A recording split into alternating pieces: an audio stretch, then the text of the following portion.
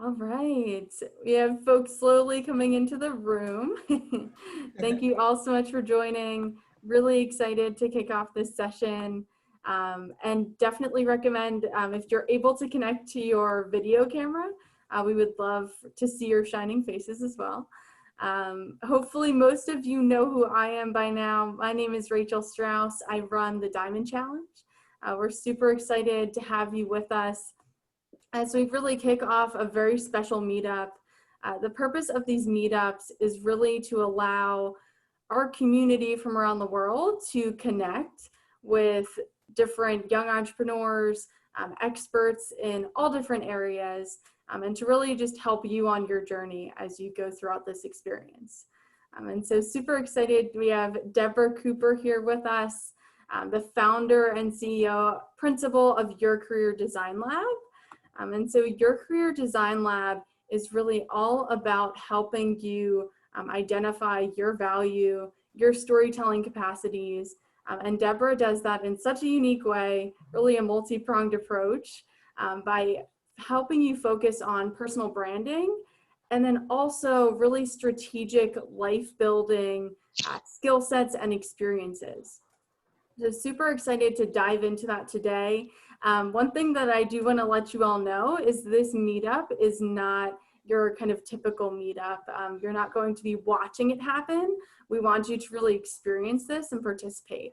So definitely we want you to unmute yourself, turn on your video, really raise your hand. Let us know what you think, because this is a very interactive session, and we want to hear from you so that we can help cater this experience to you and to what your needs are. So with that being said, really excited to pass it off to Deborah to get us started. Thank you so much, Rachel. How's everybody doing today? I can't hear. Hi, Satyam. How are you all doing? And you can feel free to talk. I know we're on. Okay. So I'm really happy to have all of you here today. And I'm going to do something that's, like Rachel said, a little different. This is not going to be a talking head kind of meetup. This is going to be a conversation. And that's what I want to have with all of you today. So I'm going to start with a question that maybe you haven't been asked in a while, but how many of you are truly happy? Is there anybody who can answer that for me? Think about where you are in your life and what makes you truly happy. And a lot of you, I understand, have done the to-do list. So you could take something from the to-do list, something that inspires you, that you wake up in the morning, I'm so happy to be doing this, or I'm so happy I'm giving back, or something. Does anybody want to answer that? And Satyam, since you attended our info session, I might pick on you. So would you mind sharing? Yeah, go right ahead. Share more about your experiences. Like, I don't know, like, what experiences should I talk about? I'm not sure. Well, what makes you happy, Satyam? Thank you so much for speaking up right now. I just would love to know what makes you truly happy and why?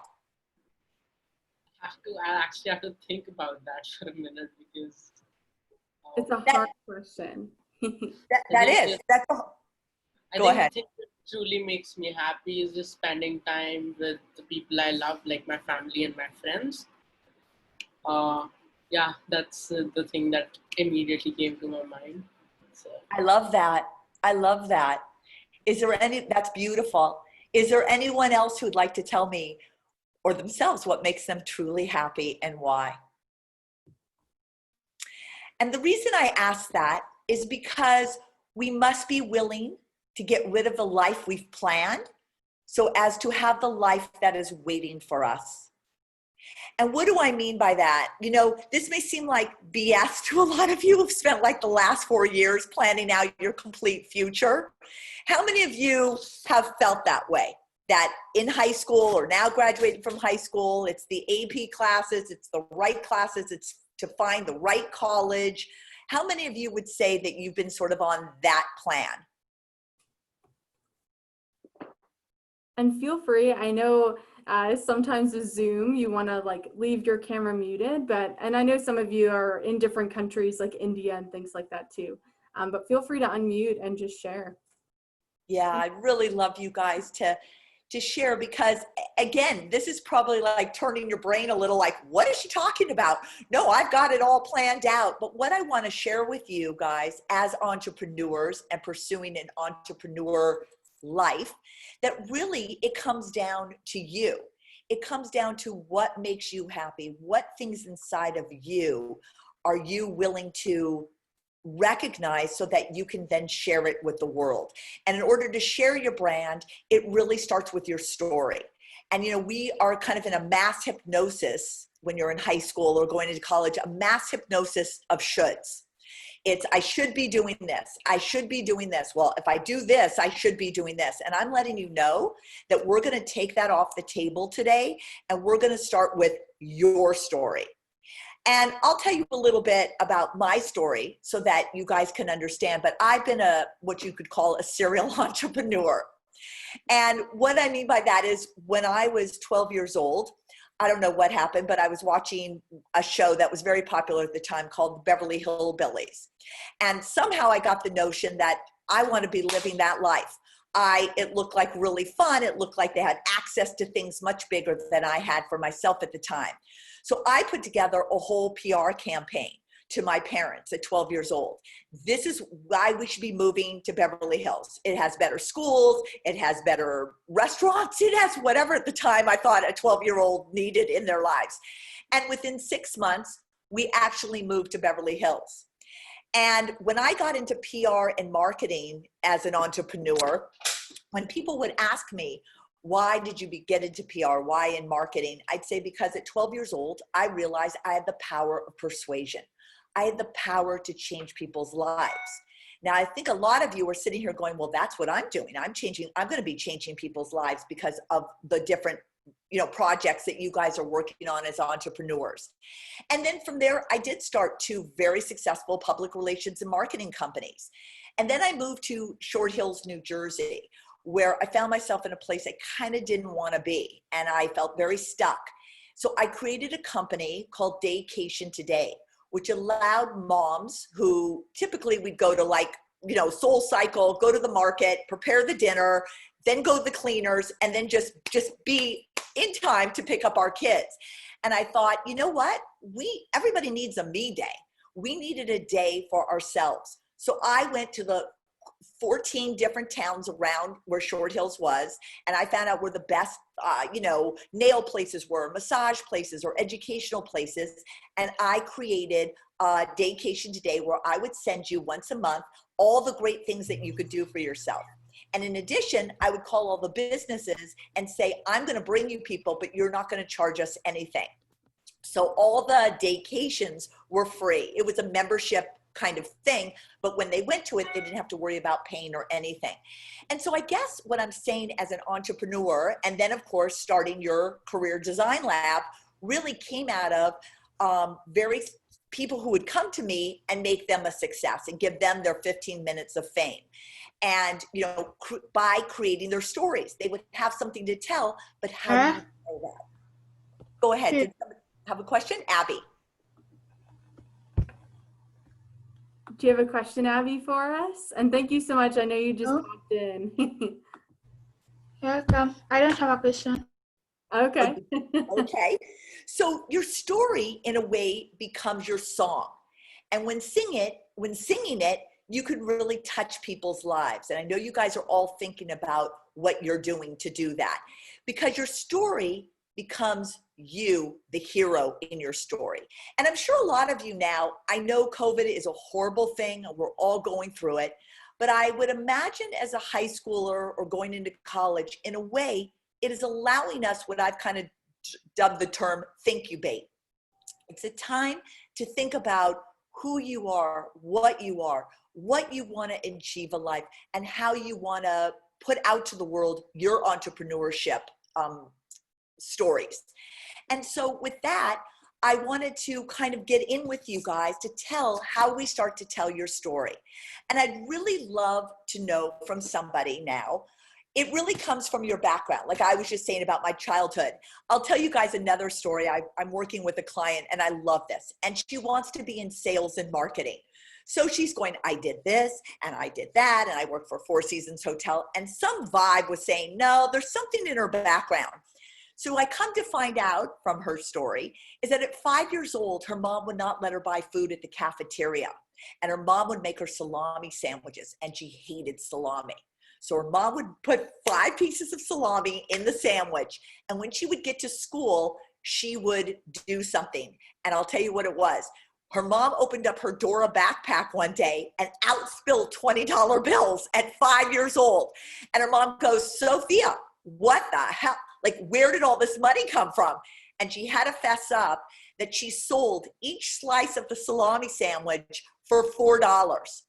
So and she'd have the kids like lined up and she would go into a whole story of how incredible the salami sandwich was and how different it tasted and how amazing it was. It was from Italy. She made up all these stories. I don't know.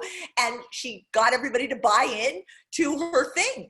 And when you go for a job or when you're trying to sell your entrepreneurship idea, what is going to be more impactful is if you go, oh, well, I've been doing this and I've been doing that. Or you say, when I was 5 years old, this is what I did. This told volumes of who she was. And so I want to talk to you guys today, and I'd really love to hear from you, what you may be working on or what your background is that made you do what you're doing today. You can ask it in the chat if you feel more comfortable, and Rachel can ask me. Yeah, and I see you have some folks. Let's see. I'd love to hear from Rebav, your thoughts on this, just to kick things off. Rebav or Durga? I saw you tuned in too. And you can feel free to unmute yourselves. And maybe Satyam, I'll pick on you too. Do you want to kick things off? Can you please repeat the question once again? Yes, Satyam, I'd love to know from you, what in your background, what in your childhood has made you become who you are right now and what you're pursuing for your entrepreneurship? Okay, so like for entrepreneurship, I haven't done anything, when I was small, I didn't do anything, that remarkable, like selling salami sandwiches. But I have been brought up in a family of entrepreneurs. So like my brother had started two companies. So since the 6th grade, I had been seeing him working all night on his startup, and it was really, really inspiring. So when I was in ninth grade, I started my first startup, and known as Zappy Scrap. And after that, now I have started another startup known as Rural Invest. So I think that is the thing that actually motivated me to take part in a competition like these and come up with new and more innovative ideas to help you. That's awesome. So he was the one who inspired you. Yeah, I would say that my brother inspired me to take this up. I'm sorry. That's wonderful. If he didn't inspire you, if he was a doctor or a lawyer or something like that, would that have inspired you? Like, there must be something also besides your brother that, is there anything that you can pinpoint in your own story, your own childhood, that you went, this is what I want to do. Like, I don't want to do a 9-to-5 job. Like, I want to help the world. I'll have to think about, an experience like that, because none of them is coming to my mind right now. So, yeah. Okay. But you know what, you guys, here's the thing, it's interesting. I spoke to another girl the other day, and she was like, well, I want to be a consultant because her mom was a consultant. But then as we excavated her story, if you will, she really found out that she wanted to travel, that she loved traveling, because it was only until she became like 16 years old was she really able to travel. She used to go to Virginia Beach, and she literally thought like life was a beach, like her whole life, till she was 16. And then her mom took her to Boston, and she was like, oh my God, there's a world out here, and this is what I want to do. I want to see the world. Well, being a consultant is wonderful, but at the same time, you will find yourself like kind of in a hotel room, or a hotel lobby or business center from 9 to 9, and you may not get to see the world as you want. And what I was trying to show her is maybe the idea of traveling is really something that she wants to pursue as an entrepreneur, and maybe set up trips for people, because you want to really know what your passion is. And I'm sure now with COVID, as we're all kind of sitting in our rooms, what's really shifted is this whole idea outside of ourselves, right? Before we go, oh, they look like they're having so much fun, or oh, that college looks great, or they're partying up. And now it's sort of like everybody's on an even playing field. There's not this outside distraction of what we should be, could be, what everybody's doing. This is our time, as I said before, is to really thinkubate about who we are and what we want to pursue in life. So there's this quote by Maya Angelou that says, people will forget what you said, people will forget what you did, but people will never forget the way you made them feel. So what we want to cultivate today, and I'd love people to talk up about this, is what has been your interest? What are your passions? What are the things that you feel have made of you?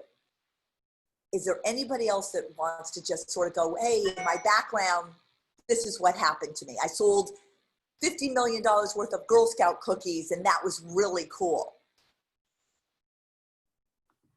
And I know Shakti just joined us. Maybe you could share a little bit more about kind of yourself, what inspired you to even just join the Diamond Challenge. If you can hear me okay, would love to hear from you.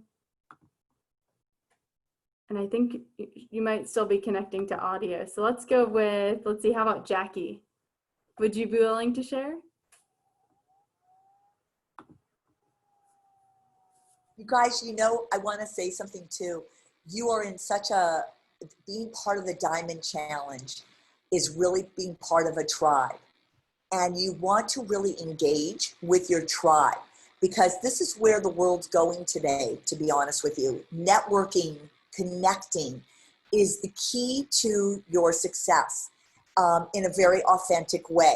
Again, it's not outside of yourself, it's with your immediate tribe. And you're in this tribe right now, and this is the time to share and really engage so that other people can go, oh, I'm doing something like that. I just was on another kind of webinar, and 2 people were in the food business. And I'm like, you guys need to get together, because you could go off and like rule the world with your food ideas and things. And they're like, oh my God.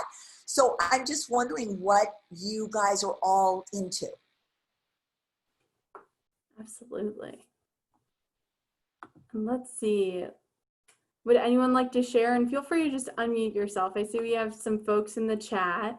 So some will be turning on their video in just a moment. So I know some of you are coming from different parts of the world. Let's see. Abby, are you able to hear me okay? And would you be willing to share? Yeah, I can hear you. Great. Hi, Abby. Hi. Hi. So do you want to tell us a little bit about your background and what got you involved in the Diamond Challenge? Actually, I'm not sure. The Diamond Challenge, I was just running online. Well, we were looking for some scholarships, and I just saw it. I was with my friend, and I said we should try it. But first, I had to read about it to see what it was about, so that I can know what I'm getting myself into. Abby, but why? So here's the question, babe. Why would you want to be a part of the Diamond Challenge? Like, what in your background or what in your thoughts got you to do that? Was it strictly just for a scholarship, or because you have interest in maybe pursuing an entrepreneurial life? It was for a scholarship, and I saw like the Diamond Challenge was winning money, and I wanted to win it so that I can help my parents, because they're kind of in a situation. That's very admirable. That's very admirable. So see, you're coming from passion, you're coming from empathy, you're coming from wanting to help your family. And that's a beautiful thing. And that's something that honestly, in your life, like, can you expound on that a little bit, if you don't mind, of why you're doing this? So what led to wanting to get a scholarship? What in your life is made you want to do that? Another thing I wanted to do with my scholarship was to go to a nice school where I can, I want to be, when I grow up, I want to be a fashion designer. Mm. So I was looking for schools that may help me grow more, and yeah. Oh, well, I love that, Abby, because I've been in fashion for 30 years. So, but let me ask you, I'm going to go back in time. What made you want to be a fashion designer? What in your life sparked that fire in you? I don't know. I was very young, and when I was in class 2, I used to love just taking my mom's clothes and trying them on. I just had that feeling, and then when I would go outside, I would see people like with no clothes. Here in our country, I would see people with no clothes. So that's when I started becoming more into it, helping people, designing for them clothes, new style, showing them the trending way. Yeah. Oh, Abby, that's beautiful. So really, your love of fashion came from a need to want to bring fashion to people who don't have it, and Yeah. really make people feel beautiful and make people feel good about themselves through fashion. Yes. See, everybody who's on here, as you start to excavate yourself, we wouldn't have known that. If Abby didn't talk about what her background was, you would just think, oh, fashion design. But now, if Abby is going to get her scholarship and pursue fashion, if she wanted to get into a school, or maybe an internship down the road, if she told that story of why her need to do fashion, that would inspire people to hire her, to want to work with her and jump on her trajectory of wanting to do that. That's the whole thing. You all have a background, you all have a need and a spark as to why you are doing what you're doing. Because I'll tell you something, it goes into what people may ask you down the road, which would be, and maybe somebody else can ask this, and I'm going to show you guys how it is that you tell a story like Abby just did. If somebody was to ask you, what are your strengths? Because every potential job or every school, if you're interviewing for a school, may ask that. So who would want to answer what, if they know what their strengths are? And I know we have some folks where audio isn't always as secure. So, and I've responded to some of you in the chat. So if you want to answer the question, but you aren't able to unmute yourself, feel free to just type it out and we'll share that as well. Right. And I'll tell you, when I say that, it's really analyzing your personality. So if somebody said, what are your strengths? And I'm sure maybe you guys have been asked that question before. Our typical answer is, well, I'm really good at teams, I'm really good at this, and I like people. But what people are really looking for, again, as I go back, is your real hood. What is it that sparked that? And again, I go back to Abby's thing about her background and wanting to clothe people, because she steps outside of her home and she sees people that are not clothed in the way that she would like. And that goes back to another story. I had a client who had Tourette's, and it's, a communication thing where you stutter or what have you. And he wanted to be in one of the top 4 accounting firms. And, he kind of went along school. He didn't go right that path of like getting internship at all the 4 things. And I said to him, and he used to be a captain of a tennis team. So we went back in his life. He said, I really loved playing tennis. I loved winning. I loved, sharing that with my team. And I said, well, why don't you start a club called Account for Something? And go to your local banks and go to your local accounting firms and do a tennis tournament and raise money for Account for Something. And he did, because he explained the story, how he had Tourette's, but it didn't stop him. And this is what he wanted to do. He wanted to help people in accounting. So he started Account for Something. When I set up the interviews for him with the 4 accounting firms. If I tell you that the accounting firms could care less where he went to school, what kind of GPA he had, what kind of classes he took, how many AP classes, no. All anybody cared about and thought of was the club that he created, account for something, and it was the thing that they wanted to bring in to their firm. So I'm going back to you guys of when somebody says, what are your strengths? What are your weaknesses? Where do you want to be 5 years from now? Can anybody answer that? I know that's a big question, but can anybody answer in their life what they would like to be doing 5 years from now? That's something to think about, because these are questions that you will be asked down the line. What does your career look like? What is, give me an example of a time that you were criticized, or what are your weaknesses? This is all I'm talking about Thinkubate, going into yourself and really excavating those things that make of you. And don't think that your childhood doesn't play a big part in where you're going down the road. You can go to the next thing. Because I really want you guys to stretch yourself. And that means really looking at who you are. I can give you another example. There is a girl that did law for like 2 years. And she realized, and I'm sure many of you have felt this way too, maybe like in your high school things like, oh, I want to do biology, but now you realize there's no way that you want to do biology. And again, it's really asking yourself those questions. So after 2 years of going to a great university and 2 years of law, she's like, I always just really wanted to work in film and television. So we had to go back and really realize why that was. And when she was young, she was a singer, and she loved singing, and she loved making people feel something, crying or laughing or just smiling.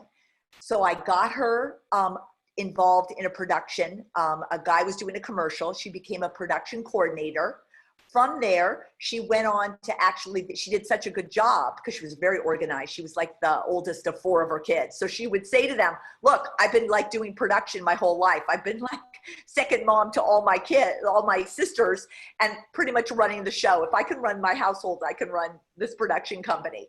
And again, that's a great story, because the production company's like, hey, yeah, if you've run your whole family, you can certainly do this. And then from there, she worked on a movie at the time. And actually the movie went on to be a pretty big movie in the theater. And from there, she went on to big like entertainment company. So her trajectory, based on her background of production coordinating, led her down this path. And that's what I'm saying. It really does come from your background and your story. Because, you go through trials and tribulations that define you, and your journey is what tests you to stretch yourself and become what you want to become. Because storytelling is all about learning something. You go to a place that's maybe dark and mysterious, and I go back to the Abbey thing.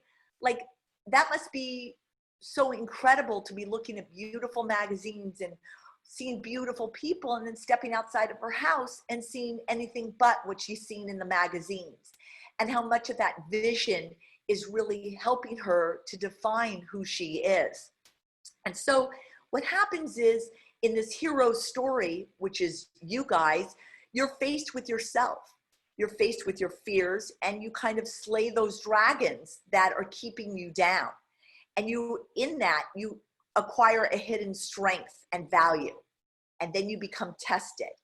And you were moved beyond the crisis. And because of that, you come back to yourself with more awareness and consciousness. So again, I want to and that becomes your map. Not all the shoulds, not what your parents are telling you to be, or what your teachers are telling you to be, but what you authentically feel in your heart. And that's what's going to make you become what you want to be. Is there anybody else? I just love to hear from you guys what you're doing. Can somebody tell me what they're working on right now?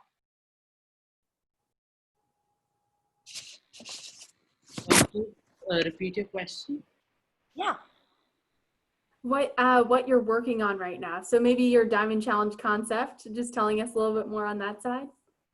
Okay, so my team and I haven't really decided on an idea yet, but we have made a document and we've in which we've made a list of ideas. So I think our idea will be finalized by the end of next week.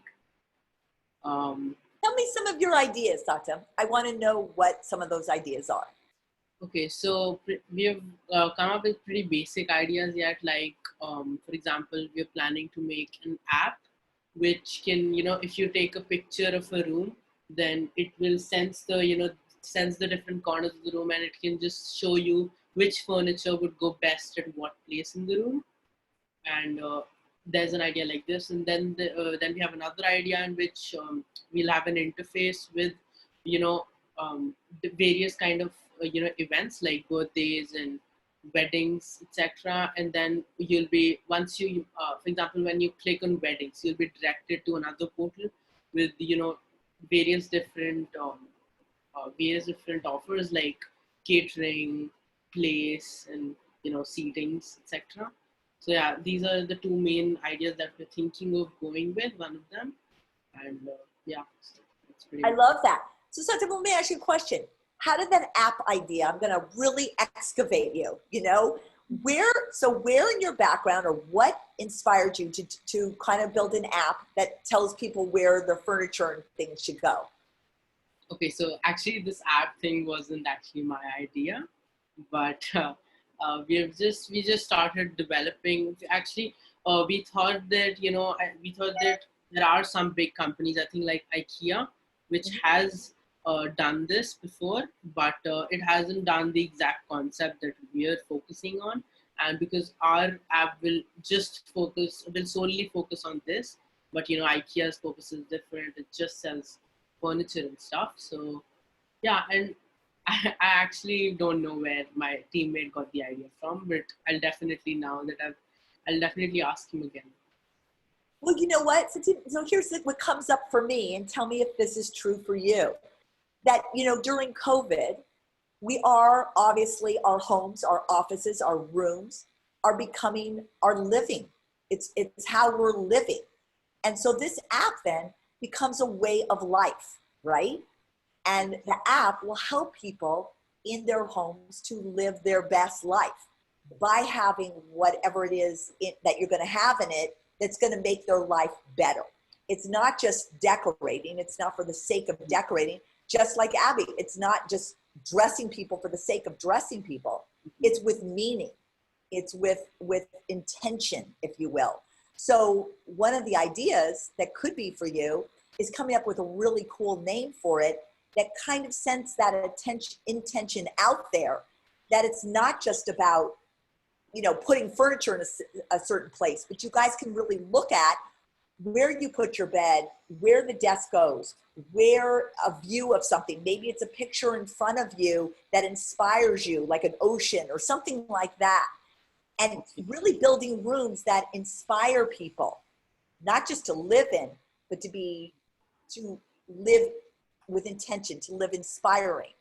That could be a really cool thing, because that's where the world's going right now, right? Yeah, okay. Yeah, we were thinking of innovating the idea more. So yeah, that's surely a thing. That's surely a really good suggestion for our team. So I've noted it down, and I'll definitely talk to my team members about it. And yeah, we were actually planning to, add more features like, pictures on the walls. Where would a proper picture go, but not exactly, the decorations and stuff. So yeah, so like. It's kind of taking like Zen, like feng shui, like this might be something to look into, but like feng shui and all the different kind of modalities that maybe Western philosophers, not philosophers, but Western people, Eastern people have taken on to make you feel better about your life. Maybe it's a sense, maybe it's different things that where you look in your room just make you feel inspired. Yeah. So that would be really cool. And then I have to go back in your background. Are you kind of feeling that yourself now? I don't know if you're going to school where you are, but you kind of seem like you're in your room. Yeah, I'm in my room right now. Right? So that's something that kind of could become your story. That here you were going to school and you were with your friends and you were outside and you really never thought about your space before. But now your space Okay. needs Yeah. to Okay. be Yeah. all the things that you're saying. That's very Yeah, cool. so that's where we had to think about, a story behind the idea that we formed. But since we're not even finalized the concept yet, so we thought that we can just hold that off. But you know, here's the deal. And this is what I was saying before with all of you guys. You think it's the end, you think it's the destination. Like, well, when we get the app, but I'm here to tell you guys today that it's not the destination, it's the journey. And the journey comes from your own sense of self, your own, like, where am I living right now? I'm living in my room. And I need things in my room that's going to make me feel good about myself and keep my mood up and all of those kinds of things. So it really comes down to you. And unfortunately, because of school, because of our parents, because of what, we have not had the time to think about ourselves. What is meaningful to us? What am I about? What am I about? You know, and even if it's not your idea, it can become, now having this conversation, right? It does become your idea. Yeah. And I can see the smile already. I'm getting a feeling, tell me if this is right, that you're starting to feel this a little bit more. Yeah, definitely. Right? And that's what I want. Thank you so much for sharing that, Satya. That's the point, you guys, is all about yourselves. Where is this feeling coming from? Is there somebody else that wants to share what they may be working on, but now with this conversation, they're feeling, I have a thought or I have a question. I know, Rebob, you said your audio might be having a little trouble, but I'd love if you could try to unmute. I'd love to hear from you. Or you can feel free to write in the chat too. Yeah, so one idea that my teammates had was that we can have an app in which we can click a photo of ours, and then we can try different dresses of different designers. And one of the main ideas was that some people want to design their own clothes, or it would be great if you could wear your own design. So you could design that and like we- uh, try that on before you buy it, or before you ask someone to produce it for you. So we have not finalized it, but we are still looking for more ideas. Actually, it was actually a part of my idea. That's part of whose idea? No, like that. So that was also actually the furniture idea was also his idea. Yeah. Oh, cool. You We're guys all part of the same team. Yeah. Oh, cool. So, but okay, so I want to hear where that idea came from with the picture taking of the fashion and all that stuff. Yeah, so my room was renovated in February, around February. So I really wanted to try out different furnitures, like which one would look the best in my room. But I was searching all over the Play Store where I can find that kind of app, but I couldn't. So this really struck me that we can do that. Like Satyam said about IKEA. IKEA is just showing their products. We can tie up with different brands, like even Pepper Fry and many others, so that we can people like consumers have a lot of choices that they can try on. So that is where my idea came from. You know what? I kind of love that. I love that a lot, because you know what comes up for me? Again, we have been so ingrained, again, outside of ourselves. Well, I want to buy a Kia, or I'm going to buy this, or I want to wear this fashion designer's thing. But again, we're now coming back to ourselves. What is going to work best for us? And maybe there's something that we're coming up with that we want to bring into our home, or we want to dress like, just like what you're saying. And there just comes up an idea about, this is your generation now is going to be providing things for our mindset, for our bodies, for what's best for us, not for what other people tell us is best for us. And I want you guys to kind of think about that. You know, what is best for your generation? What's best for you, and how that works for your mindset and for your body and your living spaces and everything. And it's interesting you say that, because I was working with a girl, a couple weeks ago, and she came up with this really cool, she took like LED lights and twisted them all around. And she made these like beautiful things that you could put like behind your bed, almost like twinkle lights. And again, what came up for me is just her thing of like switching, getting these very pliable LED lights. It can become customized, that she can customize. It's all about curation today. It's all about curating what's best for you individually. So I said to her, people could maybe want their name on it, or maybe they want, a flower, and you would, it's an app. So you could customize what you wanted for your room or for yourself, or maybe a gift for somebody else. And you guys, you're right on the money. That is where our life is going right now, is customization, curation. We're no longer buying into what other people tell us is good for us. We're going to define that. You're going to define that. I love it. I love that. And it's so true, right? It's you create what you think will make the world better, not what other people tell you. That's the essence of entrepreneurship, is you find different problems and you work to solve them, or you create something that's so valuable that people can't ignore it. That's exactly right. But it has to come, Rachel, you're spot on. It has to come from your need and your desire. I mean, I go back to the Daycation Today. I mean, when I found myself in this like suburbia, and I would say to people, oh, where do you go around here? They'd go, oh, we never leave this town. And I'm like, oh my God, I got to get out of here.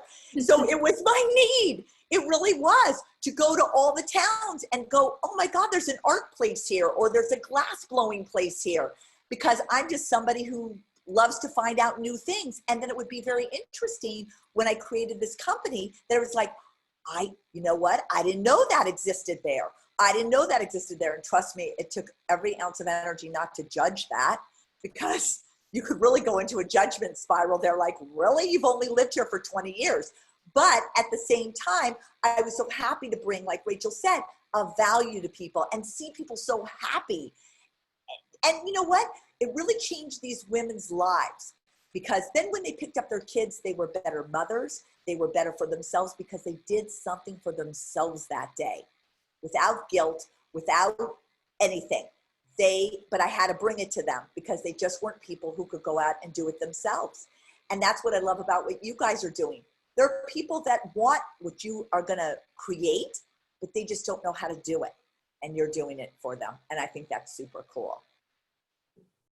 Is there anybody else that would love to share with me their ideas? And Rebob, I know you unmuted yourself. Was there something you wanted to add? No, I just wanted to say thank you. Oh, you're so welcome. You're so welcome, because you guys, as I said, and these are some questions that you want to think about yourself when you're, designing these things, because at some point you're going to sell it, right? And you're going to try to get people to either a crowdfunding thing or ask your friends and family, to invest in you. And they're going to ask, well, what are your strengths in this? What are your weaknesses? What do you know about this industry? What is your greatest failure? What did you learn from it? I want to just throw it out. Maybe Reva, you want to answer this. If somebody was to ask you, what is your greatest failure? Because you guys have all grown up with, we can't fail. And I'm here to tell you that failure is the best way to grow. So I want to know, what in your background so far would you deem failure? I really don't know how to answer that question.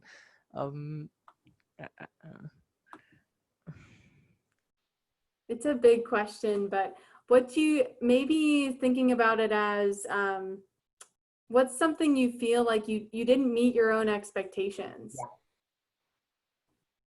Yeah. Or you were disappointed with the outcome. Yeah, go ahead. I have an experience. I wouldn't call it a failure though, but I can share it if you want. So last year around May 2019, I had another entrepreneurship competition that I participated in. So for that, we actually had seminars every week, once every week. And in the end, we had to, we had to form teams and then participate in a business plan competition. So we worked really hard for it for like 6 months. We missed out on studies, and I took a lot of help from a lot of people, and we really thought that we could win that competition, because we had actually we thought that we had actually done a lot more than other teams, because I had friends in other teams as well. But we didn't win the competition, but we came second. But still, everyone in our team was really, really disappointed. I mean, I wasn't that disappointed, but yeah, it was, kind of a hit on my experience. So, You know what though? And what did you learn from that experience? I learned that I shouldn't have been so, I shouldn't have kept my expectations so high, because I thought that I underestimated the other teams. And yeah, I thought and the next business plan competition I participated in, I kept this in mind. I gave my best to it. I didn't concentrate on what other teams were doing, and there I bagged the first prize. You know what though? I love that, Tati. That's so interesting that you say that, because what happens with you guys too is that in order to do really well or whatever, we have to have these expectations. And I come up with a line that says, judge nothing that occurs. Think about that for a minute in your life. Take that in. Judge nothing that occurs, because it stops our flow of our sense of self and what we want to do in life. If we're always judging other people or judging ourselves or whatever, we're stopping the flow of what we need to do in life. And just, it hacks your brain, a little bit, even like what you're doing now. If you're finding yourself going, oh, well, that's not a good idea, or, they're doing that or whatever, stop and go, I will judge nothing that occurs. And it just hacks your brain to let the flow come, because the best things in life, guys, I'll tell you a story too. When I was in fashion, so this is for Abby too, but I was in fashion, and I went to go see a psychic. Does everybody know what a psychic is? Do you know what a psychic, like a soothsayer, somebody who kind of predicts your future? So I wanted to make sure I was going to talk about a plan. Nobody was a better planner than me. And I was like, I want to keep this job. I'm making great money. I love it. Just tell me that this is where I'm going to stay. And the guy goes, no, I got to tell you, this job is not going to be happening for you. You're going to work in PR. You're going to work for a very famous person, and you're going to be working on a really bad disease.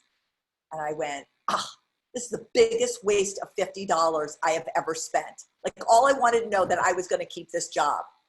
I swear to God, the next day, a designer said to me, Deborah, you'd be really good in PR. I didn't even know what PR stood for. I thought it meant like Puerto Rico or something. I was so, I was like, I was embarrassed to ask. Next thing I find, I'm interviewing with a woman, and, she explains what the job is, and she hires me. And all I could keep thinking of was the cassette tape at the time that I had from the guy going, you're going to be in PR and you're going to work with a very famous woman. I'm like, oh, this is such bull. Like, that's not what I want to be doing. Sure enough, I go in for the first day of the job, and they hand me like a stack of papers, and it says, Dear Elizabeth Taylor. And I'm like, what? That I was working for, I don't know if you guys remember her or know of her, but she's a very iconic actress named Elizabeth Taylor. And I was working for the time at one of the biggest actresses in the world. And I was like, oh my God, this is what he said. And then 2 months later, we got a call from AIDS Project Los Angeles, which has now gone on to be the biggest fundraising organization in the world. But at the time, they were just starting, and they wanted us to bring forth the idea that AIDS was going to be the disease of every man, woman, and child, and not just a homosexual disease. And all I could keep thinking was, oh my God, did this guy like predict this? But it just shows you that I had this laid plan, but there was a divine intervention that was about to happen. And I have to tell you, for all you guys that are entrepreneurs or thinking the way you are, You've got to leave room for the flow. You've got to leave room for the intervention that is above what you're thinking about, if that makes sense. And allow that to enter your space so that you can hold that space for those ideas that will come forth for you. I know that's a little esoterical, but I ended up working for 4 years and really changing the face of the world in that way. And I could never have predicted that. I could never have planned that.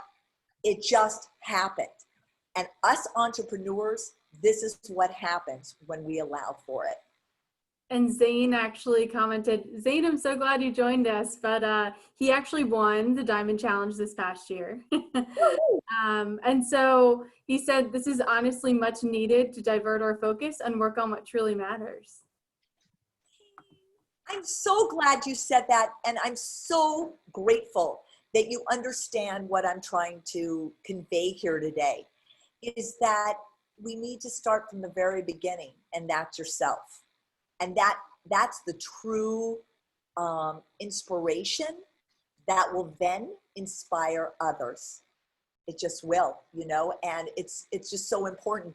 I mean, again, there was a girl, I could tell another story of what you're talking about. I had a girl from Syracuse University, and she called me in March, and she was graduating in May, and she wanted to be in the music business.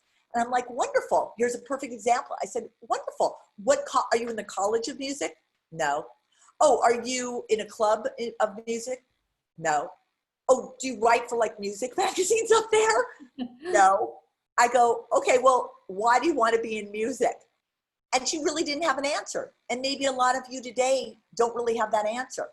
But when we went back in her childhood, we found out that her father had a company called Rocket Cargo. And they're the guys that, like, you know, those big trunks that deliver guitars and drums and all those things to all the musicians. So at 8 years old, she was sitting on top of one of the crates or whatever you call them. And her father was giving a guitar to Paul McCartney. And she didn't even realize. I go, Sophia, do you realize that you grew up in a musical family? Like, your father, this is what he did. And so you learned early on that music was business. And that changed her whole life. And we got her into a music magazine where she was doing a little A&R, finding musicians. And then I happened to know somebody, and this goes back to networking, you guys, and what Rachel was saying about your tribe. I cannot emphasize enough how much this incredible Diamond Challenge is a wealth of knowledge, and to share ideas. And you guys should be setting up coffee chats or tea chats or whatever on your own and sharing your ideas. Because what I had her do is, I happen to know a vice president of Epic Records because I network and I meet people and I engage in those people. He then met with her. And if I tell you, she's like, I can't get on a train. I can't go see this guy. And I'm like, Sophia, get on the freaking train now and meet with him. Your appointment's at 4 o'clock, because a lot of you grown up where I can't ask for this. I don't want to ask for this. Ask for yourselves. And once you come to know yourself, you will know that you have the privilege and the honor to ask for yourself. She went and met with him. He set her up with an iHeartRadio guy up in Syracuse that was doing a podcast on how you manage school with work. We used that podcast on her resume, and then she ended up getting 5 job offers. And now she's working in LA at a company called The Futuristics that puts songwriters with musicians and creating some of the top songs that you hear today, like Khalid and Dua Lipa and Camila Cabral, all those people. And she is loving her life. But it could never have happened if she didn't know where she came from. Because here she's going along, and you know, she's getting her master's degree, or not a master's degree, but her BA in communication. Well, what did that mean if she didn't even know where that came from? And Zane said, it's such a powerful story. He said he's recently gone through an elliptical moment and we just got to let it flow, as you rightly said. Thank you. Oh, Zane, I'm so glad that you're getting this. It is so fun, you guys, when you kind of sit back and let that flow kind of wash over you. You know, I always say this, we have 70,000 thoughts a day. right? So think of yourself on an ocean. If you let the waves come and crash on you for every thought that you have, you're not going to be able to ride the wave. And so you want to kind of sit back and go, okay, this is crashing in on me. I've got all this schoolwork. Oh, I'm applying for this. Oh, this, oh, that. And it just starts to crash on you, where you kind of want to sit back and let the waves just go, okay, that's a thought I had in the moment. That's just a thought. And put no assignment to it. And if you keep thinking in this way, then the true essence of what you're trying to get in your life will come to you, because then the waves will go out and you can see them with more consciousness and more awareness. And that's what I want for you guys today, is to, because I know it's all in you, and it's just a way of making your brain think more in that manner. And then you'll get everything that you want, I promise. But I wanted to go, the next slide, we'll go to the next slide. So I think you guys understand about that, because when one door closes, if you adapt this mindset, when one door closes, like, you know, you were saying before, then 5 more will open. That's how the universe works. And that's exactly the story that, you know, he just said before, how he came in second, but then they move forward. When one door closes, I promise you 5 more will open. The next slide. And so I want to talk a little bit about this. This is the girl, Sarah Hale, that I was talking about. So when you guys do your resumes, what I'm trying to cultivate today is what becomes your story. So your story becomes your resume, it becomes your cover letter, it becomes every way that you communicate. And this is a perfect example. This is a branded resume. And that's very important today, is something with color, something that defines you. And you want to start with what people are looking at today is the value that you bring to them. They don't care, again, where you went to school, what GPA you have, all that. They want to know what value. And if you know your value by knowing your story, you will be that much ahead of the game. So it comes down to your professional summary. Maybe it's talking about the Diamond Challenge. Maybe it's talking about the kinds of things that you did, but from a more holistic approach. That's what you want to put in your professional summary. And then skills. Skills now, your soft skills are what matter during this COVID age. It is going to be a new normal. And it's the side hustle that you're doing, or the Diamond Challenge kind of thing, is what you can talk about. So what is it that are your skills? Maybe it is active listening. Maybe it's brand strategy, whatever, coming up with ideas. And then your interests.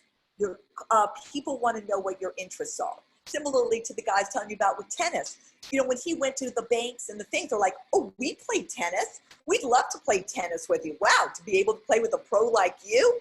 Those are the things. It's connecting on an emotional level. And then, of course, your work history or things that you guys have been doing are important. But that is truly secondary to your professional summary and your skills and your interests. Those are the things you want to bring to a company. Those are the things you want to bring to maybe getting the monies that you need to pursue your apps and so on. That's what's important. Next. And wait, while we have that, I'm sorry, if you could go back, Sarah, Rachel, is there anybody who has any questions? I'm sure you have questions about the resume or how you present yourself in that way. And Zane, I'd be interested to know from your perspective, since coming off of the Diamond Challenge to now, like how do you position yourself? Oh, Zane, that's such a great question. First of all, can you tell me, Rachel or Zane, what it was that you won? Like, what was the thing that you won? Yeah, and Zane, are you okay to unmute? Is your audio quality okay? Hello, am I audible? Yeah, we can hear you. Okay, all right. Okay. So first of all, good morning, good evening, good afternoon, wherever everybody is.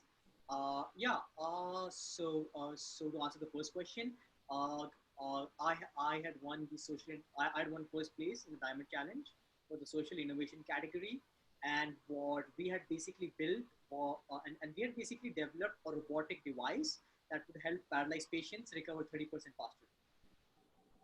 Rachel, that's what we. Yeah, so they help patients who, and I can actually, I'll shoot you a message with with their description, but they really help patients who are undergoing significant physical health problems, heart failure. Wow. And where, Zane, did that come from? Where did that idea come from? Okay, as to where did that idea come from?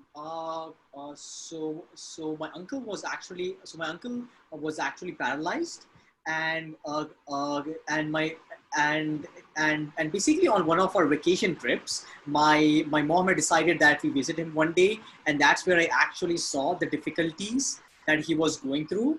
And upon further research, visiting more rehabilitation centers, I saw that this problem was more prevalent, and not many people were actually trying to create a solution for them.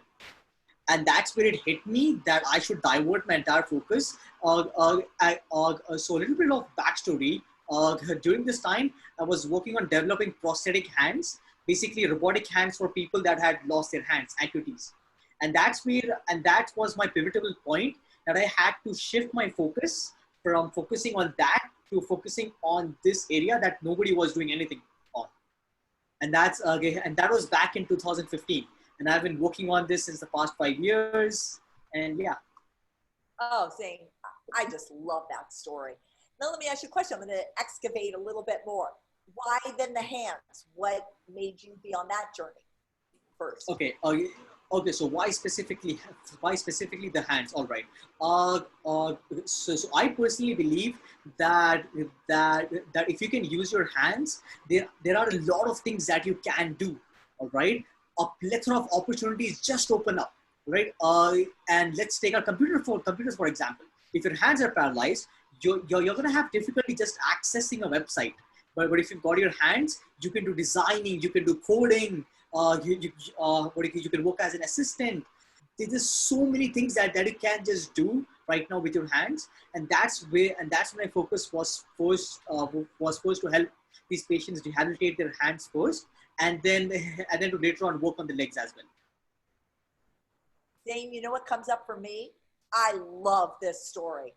That if you were to expound on the heart thing, is that if somebody said, well, where did this come up? It just say, I really realized that our life is in our hands. Mm-hmm. Our life. Okay, I see. You got it? So this is what I'm trying to help you guys today, is that if you were explaining this, you'd say, I really realized at an early age that life is in our hands. And then all what you just said, Zane, that, to turn on a light, to make breakfast, like whatever is in our hands. But then when I was 10 years old, and I'm just making this up right now, I saw my uncle, and you tell about your uncle. And right there, I switched that life is in our hands, but it's also in our heart. Or it's also in our heart. And if we don't have a heart, then we don't have life in our hands. So using that kind of metaphor for life is in our hands. And how do we take that in our hands? We need our heart. And that's where, and you saw that nobody was creating something like that. Nobody was helping that.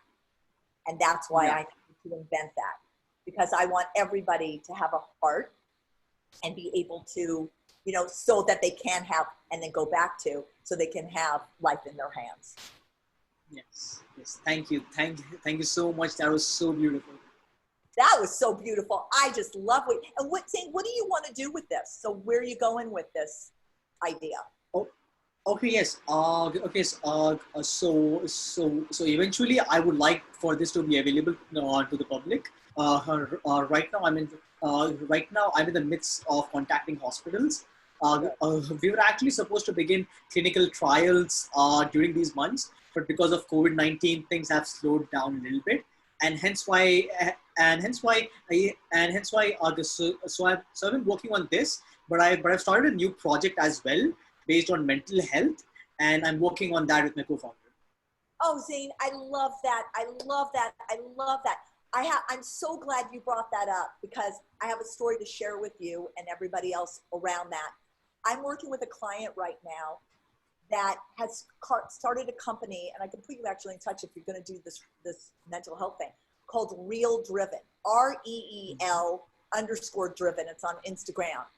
And when I talk to him about it, and it's all about mental health, physical, mental, emotional, all that stuff for 18 to 28-year-olds.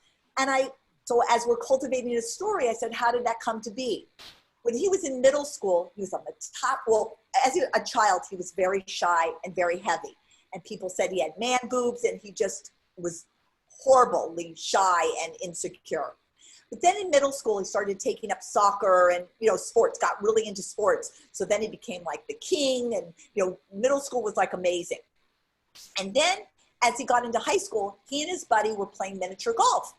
And, they're screwing around, playing miniature golf, and he's hitting the ball and it's flying off the whatever. And it hits his friend, who was like a brother to him. The family were like families, like you have a brother friend, hits the back of his head.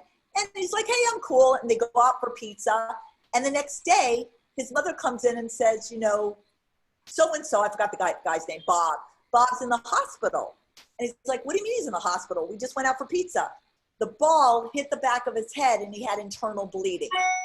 And he went into a coma and he had brain damage. So there, his life started to unravel. From there, he's on the top. Just imagine, you're like the king of everything. You're good looking, now you're good looking, you're thin, you're like whatever.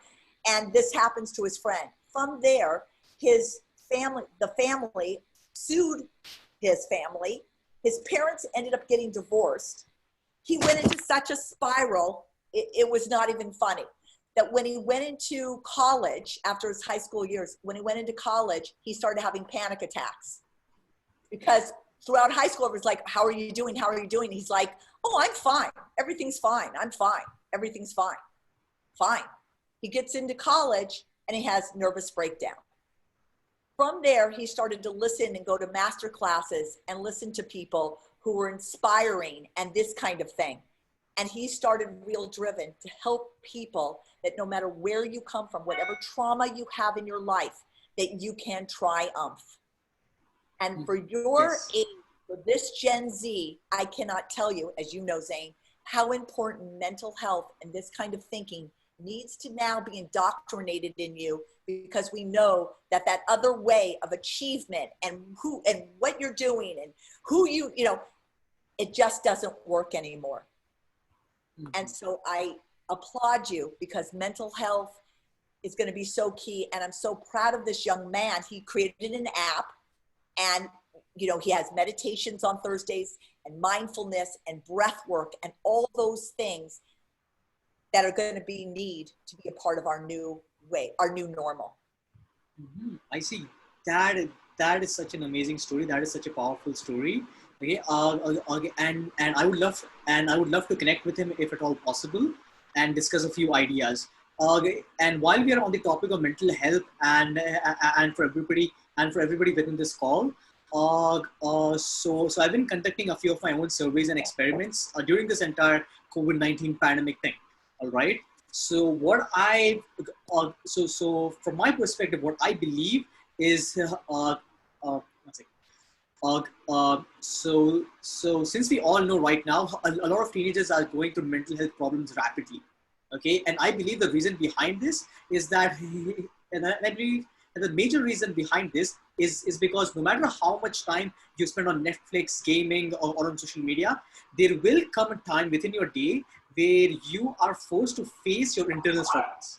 All right. So before we basically used to have distractions. All right. We had school, we had like friends, we could go to the theaters, we could go to the park, we could go, basically go and have fun. Okay. And those were our distractions. But right now, no matter how much we try, there will come a time during the day or in a few days where you will be forced to think about the things that you have been avoiding. And that's where a lot of students are going through so many mental health traumas and things, anxiety, and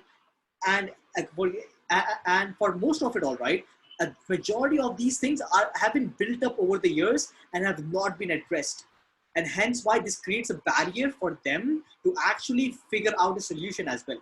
Since a lot of things clustered up on top of each other from the sides, from the front, and that's where and that's the main problem that I'm trying to help that I'm basically trying to help these people figure out. Oh, Zane, I love that. That's exactly right. And that's what this whole storytelling aspect is about. is about going into yourself. And that's why I said it's a time to incubate. The one thing about coronavirus is that it has stopped us dead in our tracks to go inside.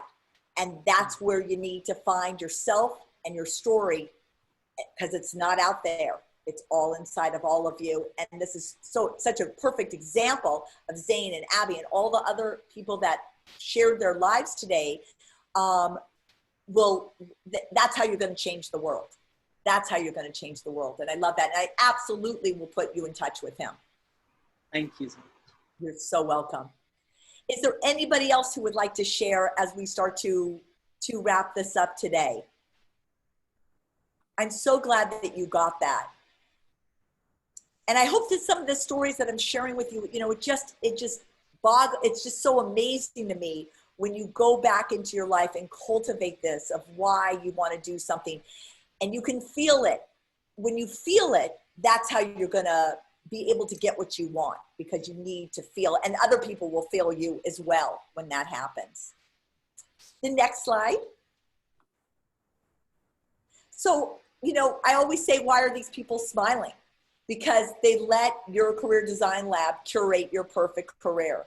And what I always say is, we're kind of like your GPS. You guys all have a direction, but sometimes, you can know where the local store is and you can get there, but sometimes you just want someone to go turn right, turn left.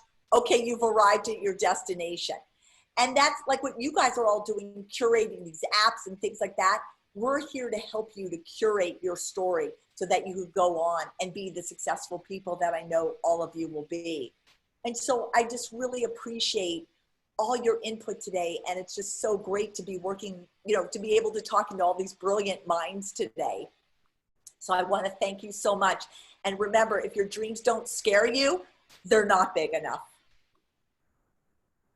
Thank you all so much for being on here today. And thank you so much. I want to give a big thank you to Deborah for taking over an hour of her time to really share these super actionable, tangible stories that really put it into perspective for you all in terms of how you can start getting out there and just doing it based on what's in here. And so really appreciate you taking the time, Deborah. I'll certainly send a follow-up email so that if anyone would like to get in touch with Deborah, they have your official Your Career Design Lab email, just so they can reach out and learn more about the work you do as well. And then Zane will also provide your contact information to Deborah. Absolutely. And I just want to say for everybody here on the Diamond Challenge, I'd be happy to offer a half-hour free consultation to maybe just excavate your story a little bit, to talk more, maybe you feel more comfortable one-on-one. I totally get it. And you could kind of say, I'm working on this. What are your thoughts on that? I'd be happy to talk to you. So please feel free to reach out. And that's an incredible offer. So thank you so much, Deborah, for doing that. I hope you all know what a significant, just generous offer that is. So with that being said, thank you all so much for joining. Really appreciate you taking the time. I hope that you gleaned a lot from this session. Feel free to reach out to us if there's anything we can do to help you in the future. And we hope to see you at the next meetup. So thank you all so much, and we'll talk to you soon. Bye. Thank you guys. Be safe. Bye-bye. Take care. Welcome. Bye. Bye. Thank you, Abby.